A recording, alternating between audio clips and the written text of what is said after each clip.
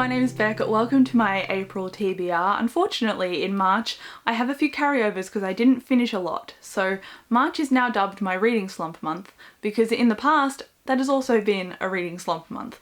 I think in 2020 I read 2 books in March, and at the end of March at the moment, I've got a week left is when I'm filming this, and I've only read 1 book. So I don't know how we're going to track for a March wrap up, but anyway, let's jump into my April reads. And a massive shame and carryover is The Great Hunt for me, which is the second Wheel of Time book. I don't know what has been wrong with me. Actually, I do know. I've just been very busy in my personal life, so I haven't made time for reading. Any time that I've made, I've either played Animal Crossing because I've redone my entire town, or I have spent it video editing or scripting or coming up with video ideas. So I haven't made room for this big chunker, and that is a disappointing thing on my behalf because I didn't want this to carry over into April. I said I'd DNF this if it carried over into April and then pick it up again later, but honestly I just really want to get it finished, so I'm gonna put it in this TBR video, but we'll see how we go. It's not a bad book, I just find it very slow, and the characters are really only starting on their quest and it's more than 200 pages in.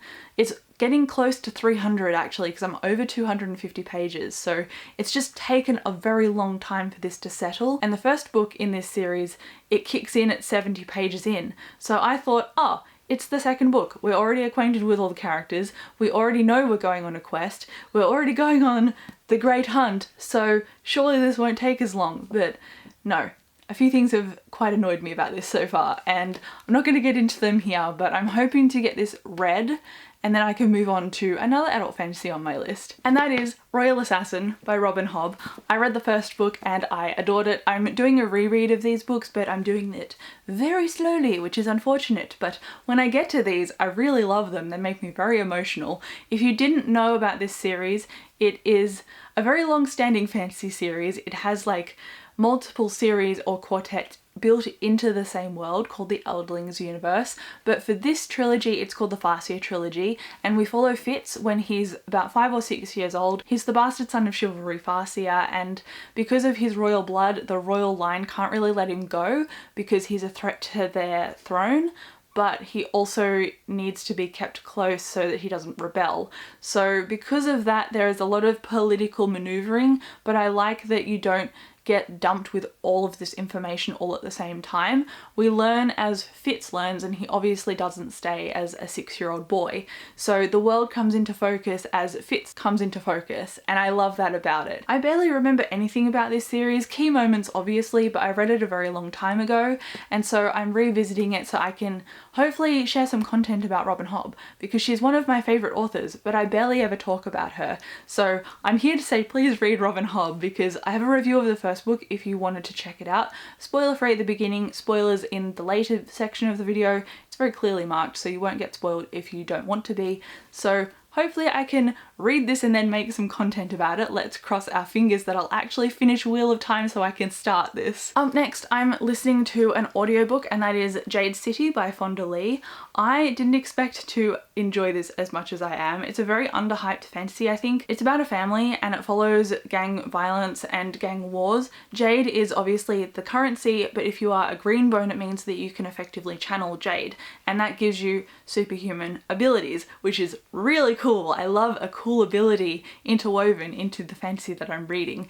And we follow 3 or 4 main characters. They're all linked to the same family, and I like the fallouts between them. I like how all of them are quite unique, and I like the audiobook narrator as well. So I am almost finished that. I've got about 4 hours left, so I'm putting this on this TBR, but I think by the time that March finishes I will have finished it, depending. But anyway, I have an audiobook to slot in after I finish Jade City, but I just wanted to mention it in case I'm not quite finished it yet. So the audiobook that I want to start next is Turncoat by Jim Butcher. This is the 12th Dresden Files book, and I have a whole playlist of Dresden linked down below. I am adoring this series, and I'm so excited because I started talking to Dave, my partner, about it, and he's gotten back onto reading it again. So he's just finished this and he loved it. So I am really, really excited to add this to my TBR again because I want to get back into this so bad, and now I can. Because we're kind of reading it in tandem and I didn't want to overtake him, because if I overtake him he's like, you read way faster than me, and then he'll just give up. So I need to keep him motivated and ahead of me so that I can try and catch up to him instead. So because this is 12 books into a series, obviously spoiler territory, I won't go there. It is very fast paced. I love the humor, I love the characterization, I love all of the connections and the supernatural creatures and how there's so much world building and scope and lore in each thing that is introduced in here, and I love how there's a carryover effect in each book as well. It's about a wizard detective consultant called Harry Dresden, if you weren't aware, and I adore these on audiobook. James Masters narrates them. I think I've sung enough praises for this series so far, so just know that I'm going to read the 12th book, or I plan to at least, and hopefully I can get to it because, again, like Robin Hobb, I like making content about this series, so hopefully I can carry on doing that as well. And now I'm just going to keep this TBR quite short because if March is anything to go by, I don't want to stress myself out too much in April, and this is already 3 books and there are 4 weeks in April and there is Easter in there as well, plus I am starting a new job, so everything is kind of like topsy-turvy. But anyway, I was tweeting and I was interacting with the people at Hachette, and the publishing director was lovely and he sent me a copy of this book by Max Brooks.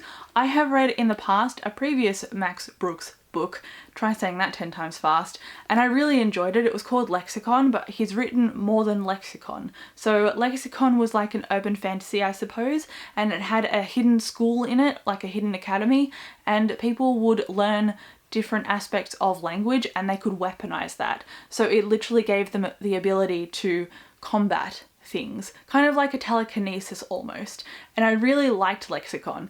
And then he was coming out with this new book. This is out in July and I was lucky enough to be sent a proof, so thank you Hachette, this is awesome. I'll just read the back because there's a section at the top that absolutely sold it to me when I was reading about it on Goodreads, and it says a mind-bending, speculative, psychological suspense about a serial killer who stalks his victim across parallel universes and the woman who is determined to stop him, even if it upends her own reality. It is psychological thriller mixed with sci-fi. I want to read more sci-fi this year, so why not?